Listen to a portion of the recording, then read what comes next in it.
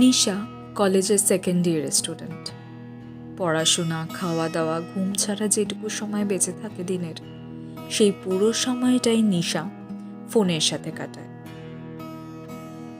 নিশা ইনস্টাগ্রামে অর্জুন শর্মা বলে একটি ছেলেকে ফলো করে। ছেলেটি ট্রাভেল ব্লগার।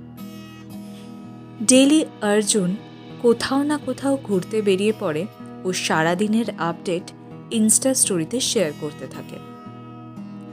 অর্জুন শর্মার ফলোয়ার্স 700K, মানে 7 লক্ষ।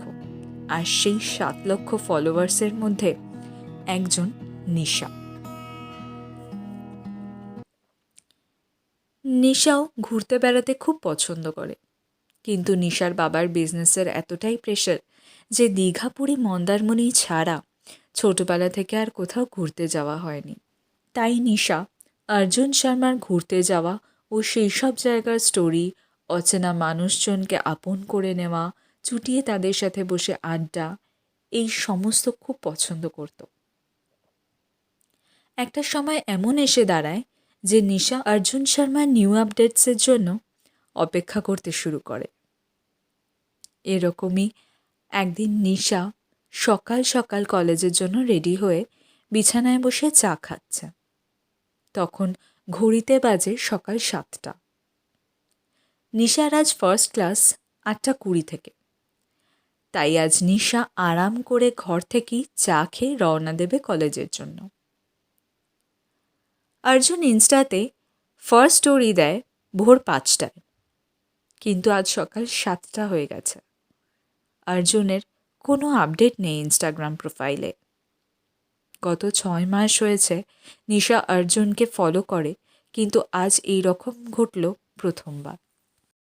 সেই দিন সারাদিন অর্জুনের কোনো আপডেট ছিল না, কিন্তু তার ঠিক পরের দিন অর্জুন তার স্টোরিতে লেখে, ইন্তজার রিলেটেড 2 লাইন যদি কেউ কমেন্ট করে আর সেটা অর্জুনের যদি পছন্দ হয়, তবে অর্জুন তার সেই কমেন্ট নিজে পড়ে সেই ভিডিওটা পোস্ট করবে তার ইনস্টাগ্রাম প্রোফাইলে।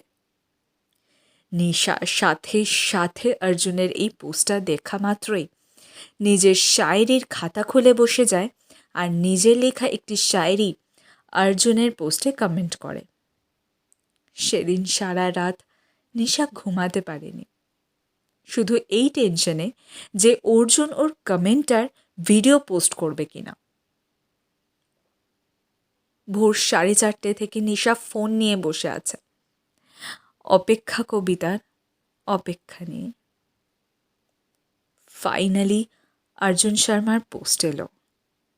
অর্জুন শর্মা একটি শায়রিও বলল আর ট্যাগ করল নিশার ইনস্টাগ্রাম প্রোফাইলে। হয়তো এখান থেকে শুরু হতে চলেছে কোনো এক নতুন প্রেমের কাহিনী, একটি অপেক্ষারত ইচ্ছার হাত ধরে।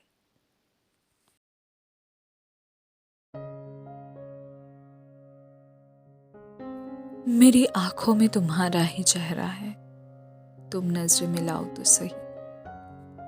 मैं कहीं गुम हूं तुम्हारे ही प्यार में, तुम मुझे ढूंढो तो सही। मैं तुम्हारा ही हमसाया हूँ, जानने के लिए आगे बढ़ो तो सही। मेरी हर कविताओं में तुम्हारा ही जिक्र है, सुनने के लिए कभी मिलो तो सही। मेरे सपनों को हकीकत का मोहर लगाने तुम आओ तो सही। इंतजार लंबा हो रहा है और सफर छोटा, तुम बस आ जाओ अभी, फिर वापस ना लौटना कभी।